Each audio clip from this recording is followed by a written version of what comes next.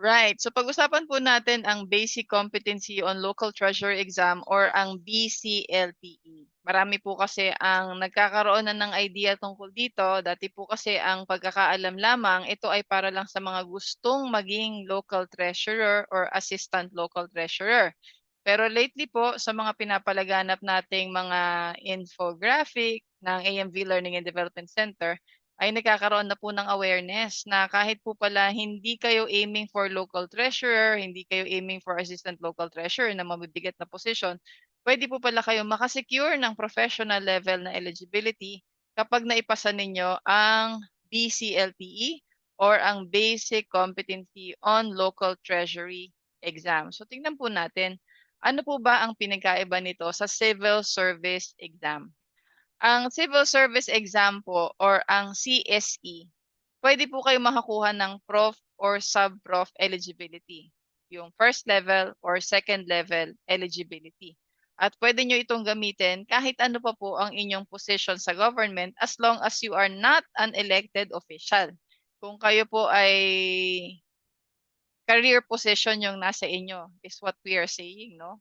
So, paano kapag elected official ako, pwede pa rin ba ako mag-take ng CSE? Pwedeng-pwede po. But we're saying na yun pong eligibility, pwede to sa kahit na anong position, kahit na anong linya ng departamento. Okay? Pero sa BCLTE, hindi po sila nagpo-provide ng sub-prof eligibility. Mas higit pa doon ang kanilang ipo-provide sa inyo. Mag-grant kayo ng professional level agad-agad. So, ibig sabihin, pag naipasa ninyo ang BCLTE, ay nalampasan nyo na po ang sub-prof. Professional level na po agad-agad ang inyong makukuhang eligibility. Ibig sabihin yan, ay isang exam na lang po ang kukunin ninyo. Pero ito po ay applicable lamang kung kayo ay nasa financial services positions. Ano-ano yung financial services positions? Mamaya po ay sisilipin natin yan. Okay? Pero from the term itself, finances. No? So, budgeting, treasury office, nandyan ang accounting, nandyan ang fidelity bond, mga examiner, mga officer, mga inspector and so investigator and so on. So mamaya ipapakita ko sa inyo lahat ng job titles, lahat ng rankings kung ito po ay pasok sa inyong kailangan, right? And then silipin po natin ang qualifications. Sa civil service exam, dapat at least 18 years old. Ganon din po sa BCLT. Sa CSE po, dapat Filipino citizen. Ganon din po sa BCLTE. At sa CSE po, hindi nyo kailangan maging graduate ng elementary, ng high school, ng college. Wala kayong re-require na kahit na ilang units sa college. Inalis na po kasi yan. Pero dito po sa BCLTE, dapat po kayo ay college graduate. Okay?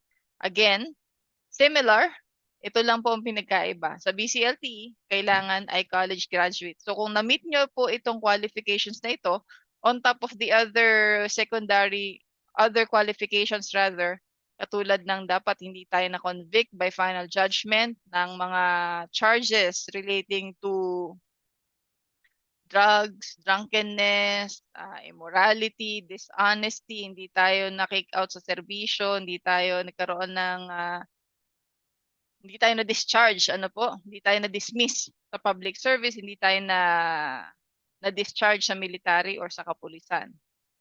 Ano po? At ganun din kung babae po ay hindi more than 6 months pregnant or second term on the date of the exam. Right? Ano naman ang requirements? So tingnan natin yung requirements ng CSE at saka ng BCLTE. Parehong kailangan ng CS Form 100 version 2023. Pareho pong kailangan ng 4 na kopya ng passport size photos, parehong kailangan ng original and photocopy of valid ID, at pareho pong may exam fee. Mas mahal nga lang yung sa BCLTE. Sa BCLTE po ang exam fee ay 700 pesos. At yung ibang requirements dyan, kung sakaling ang ID ninyo ay walang date of birth, magdala po kayo ng original and photocopy ng inyong birth certificate. Pero kung ang ID naman ninyo, halimbawa SSS PhilHealth UMID, ay mayroon naman pong date of birth, hindi nyo na kailangan magdala ng birth certificate. Tingnan natin ngayon yung scope of examination. Ang CSE po ay napakalawak ng scope kasi sa verbal ability, Filipino and English, meron po yan na grammar, At least, ano yan, English and Tagalog pa lang yan sa verbal ability. We can say 50 items, no? 35 to 50 items. So, verbal ability, nandyan ang grammar, reading comprehension, paragraph organization, and vocabulary. Sa numerical ability, nandyan po ang ibig sabihin yan, math.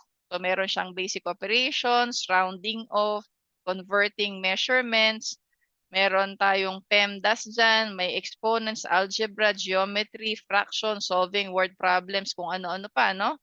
Nasa at least 35 items yan. Tapos meron tayong general info, 5 to 10 items. Yung RA 6713, yung human rights, environment, management, and protection. Meron tayong yung mga SAL-and dyan. Diba? Tsaka Philippine Constitution, hindi mawawala.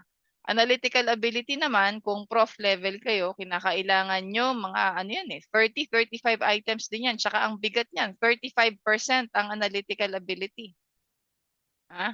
35%. So, nandyan yung ating word association or verbal analogy. Kasama dyan ang syllogisms, identifying assumptions, drawing conclusions. Nandyan yung mga verbal and abstract reasoning. No, mabigat ang professional level.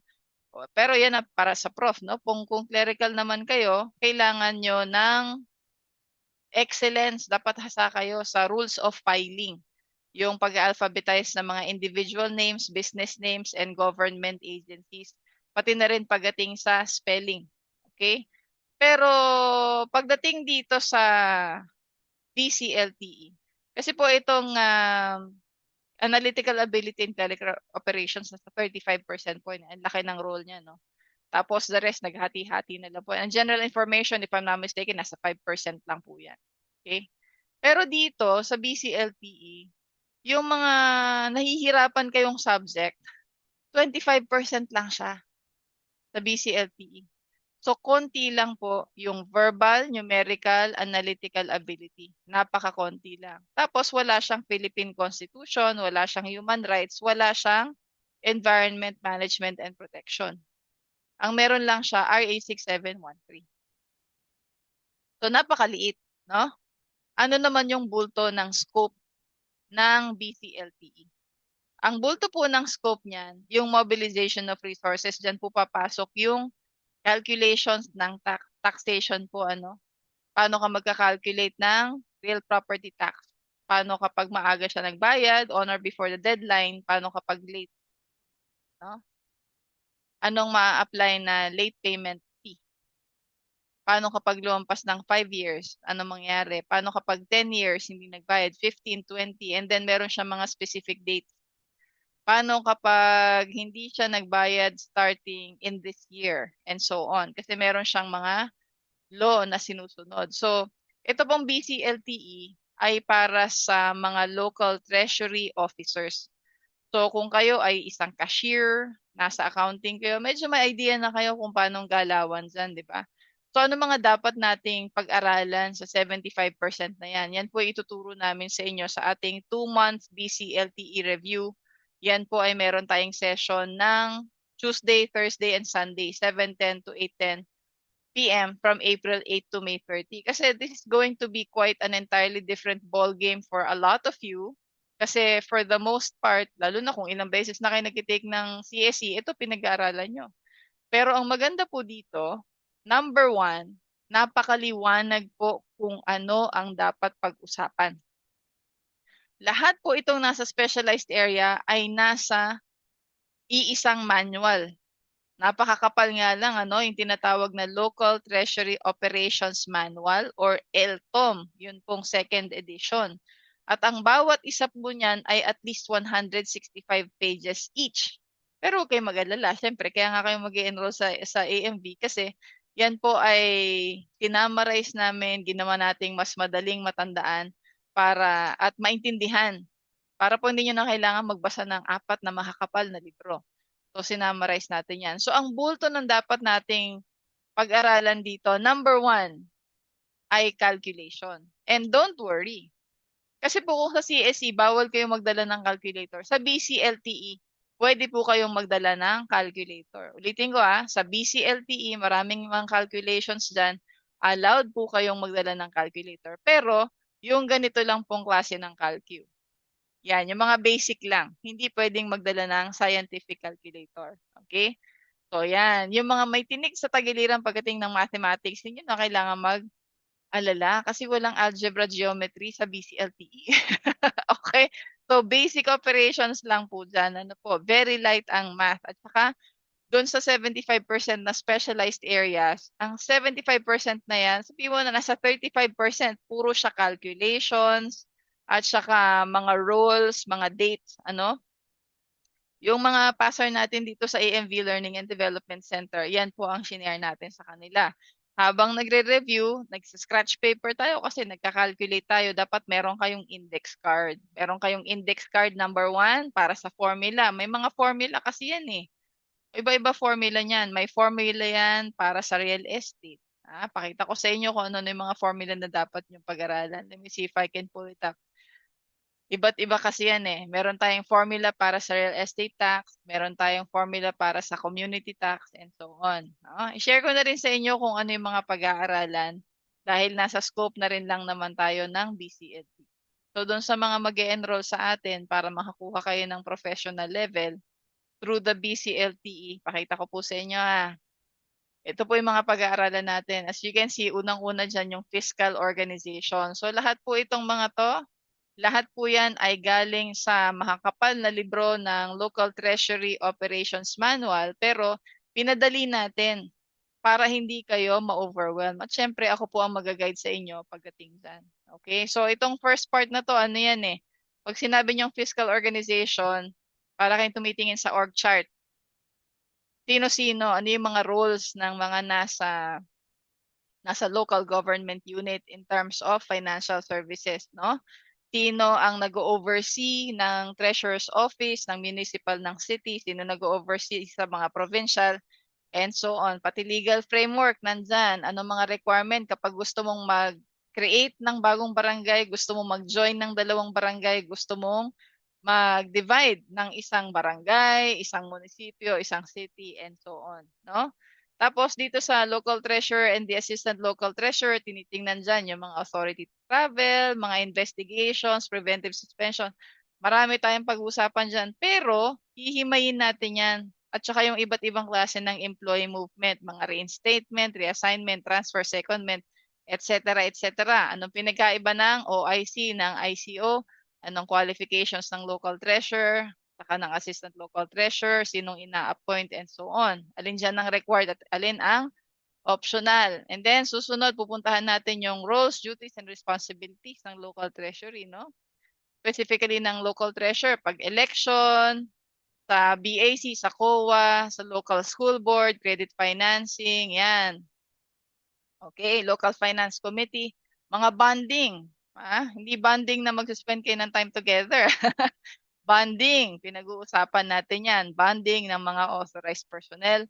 Ito na po, taxing powers of the LGUs. Yan, mga special education funds, mga idle lands. Paano mo sasabi na idle land yan? Ilang porsyento? Ilang square meters ang masasabi mo na idle para masabi mo na yan ay dapat nating i-charge ng idle land tax. Ano yung real property tax? Napakadami niyan. Tingnan nyo. Meron siyang distribution of RPT.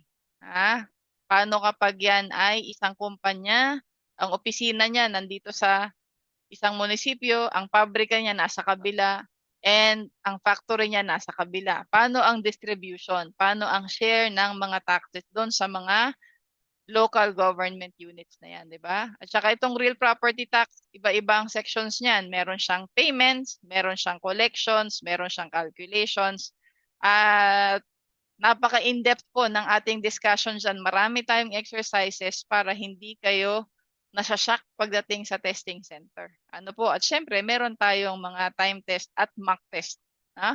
Pag-uusapan natin dito, paano ba kumikita ang ating mga local government units? Yung mga amusement tax, yung distribution of RPT, sa napupunta yung tax na yan. Ang mahal niyan eh. Yung mga professional tax na yan, tax on transfer of real property, community tax, at iba't iba pang sources of income. Ano ang mga taxing powers ng mga municipality natin, mga city? Ayan, power of LGUs to levy taxes, fundamental principles of taxing, power of LGUs to create sources of revenue. Yan, okay? Tapos yung mga fund management practices, pag-uusapan natin yan. Cash flow, handling, petty cash fund, cancellation of checks, cash advances, disbursement, types of unlawful expenditures. Marami pa pong iba. But these are going to be focused mainly on financial services. And the BCLT is an exciting, exciting course. I'm always looking forward to this because alam nyo naman na maraming mga current events na nakatali pagdating sa handling ng ating national treasury and local treasury. So hindi maiiwasan kapag may klase tayo sa BCLT, nakakakwentuhan konti lang naman, no? Nakakakwentuhan ng konting-konti lang kasi inuuna natin ang review. So hindi maiwasan na minsan pinag-uusapan natin yung mga current events natin relating to financial services. So ngayon silipin natin. Kung sa tingin mo ay pasok ka doon sa qualification na ikaw ay college graduate, tingnan naman natin kung mag-a-apply ito sa'yo. Okay?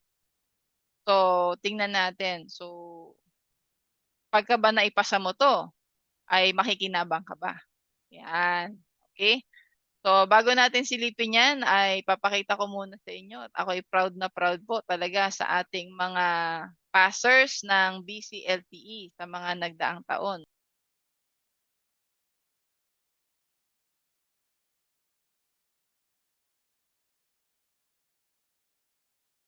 Si Edward Vange, no po? Top-notcher siya ng BCLTE last year. Congratulations, Vange. At saka yung iba po na hindi natin pinapakita ang kanilang mga pictures sapagkat they opted to remain anonymous. So, congratulations po sa kanilang lahat. At kayang-kaya nyo rin pong ipasa ang BCLTE. Okay, so pakita natin ano ba yung ating mga pwedeng mga maging posisyon. Kasi ayon po dito sa Bureau of Local Government Finance, meron silang memo na inilabas. Sabi nila, all passers of the BCLTE will be granted an equivalent eligibility to the second level or first grade eligibility, such as the career level professional for appointment to local treasurer and assistant local treasurer positions and to positions under the financial services, which do not require practice of profession and are not covered by RA 1080 and other special laws. So ano-ano po ba yung mga positions na yon? Tingnan natin yung mga positions na yan. Ha?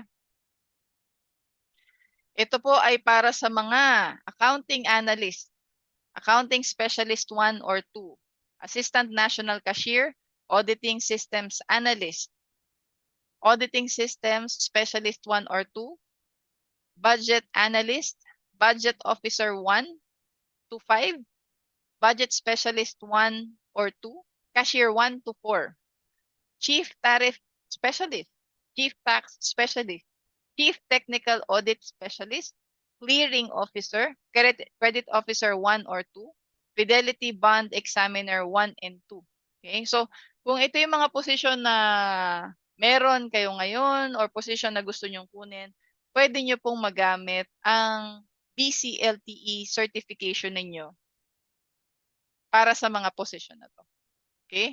Or kung kayo naman halimbawa ay nasa posisyon na to at hindi kayo ma-regularize, hindi kayo ma-promote dahil wala kayong eligibility, pwede nyo pong gamitin ang BCLTE. No? Kung kayo ay nasa posisyon ng Financial Analyst 1 to 5, Financial Management Officer 1, Financial Claims Examiner 1 to 3, Fiscal Controller 1 to 5, Fiscal Examiner 1 to 5, Licensing Officer 1 to 5, Loan Examiner 2, Local Assessment Operations Officer 1, and 1 to 4. No? Local Assessment Operations Officer 1 to 4, Local Revenue Collection Officer 1 to 5, Local Treasury Examiner 1 or 2, Local Treasury Operations Officer 1 to 4, management analyst, management and audit analyst 1 to 5, management specialist 1 or 2, revenue officer 1 to 4, senior accounting specialist, senior auditing systems specialist, senior budget specialist, senior fidelity bond examiner, senior local treasury examiner, senior management specialist, senior tariff specialist, senior tax specialist, senior technical audit specialist, state auditing examiner 1 or 2, state auditor 1 to 5, supervising account specialist, supervising auditing system specialist,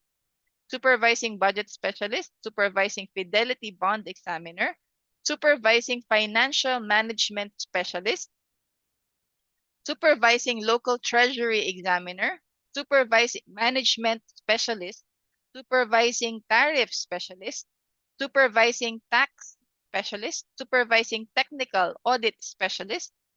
Pwede rin po ito sa mga tariff specialist 1 or 2, tax specialist 1 or 2, technical audit analyst, technical audit specialist 1 or 2, at pwede rin po ito sa treasury claims processor 1. So, pwede po kayong kumuha, kung kayo po ay nasa ganyang position or after kayo sa position na yan, pwede na po kayong kumuha ng professional level eligibility pag po kayo ay nag-take ng BCLTE or ng tinatawag natin na Basic Competency on Local Treasury Exam. So sa mga nanonood sa atin sa Facebook, whether live yan, sa mga manonood ng ating recording sa YouTube, sa TikTok, naku, or dito sa Facebook, kayang-kaya nyo pong ipasa ang BCLTE. Oh, tignan nyo naman, ang ating pong mga passers, I would say kalahati sa kanila, are on their 40s and meron tayong fraction na nasa 50s. Pero naipasa po nila ang BCLTE kahit na sobrang busy nila, meron silang trabaho ng weekdays, minsan meron tayong mga nagtatrabaho ng weekend. Oh, hindi ko na lang babanggitin kung sino, pero meron tayong mga tinuruan before na humahabol sila sa klase kasi kahit Sunday afternoon, galing sila sa field, pumupunta sila sa mga barabarangay. Ha? Pero kayang-kaya pong ipasa ang BCLTE. Tulad na lang ng ating mga pastors na nakikita ninyo, predominantly ay mga kababaihan, pero meron din po mga interesadong kalalakihan na pumapasa. Kailangan lang talaga tumutok po kayo sa ating pagre-review. Meron naman tayong schedule niyan via Zoom. Tingnan niyo naman po, meron tayong top 3 performer. Ano po? Si Edward Vanch Arriba. Actually, hindi siya Davao Region. Nagkamali ang Manila Bulletin dito. But anyways, I think the information also came from the CSC. Si Edward Vanch po ay hindi taga Davao. Siya po ay taga Region 4. So, pride of Region 4 po si Edward Vanch Arriba dahil top 3 performer po siya ng BCLTE last year. Aba ay 92.79%. Hindi po yan sa Region 4 lang.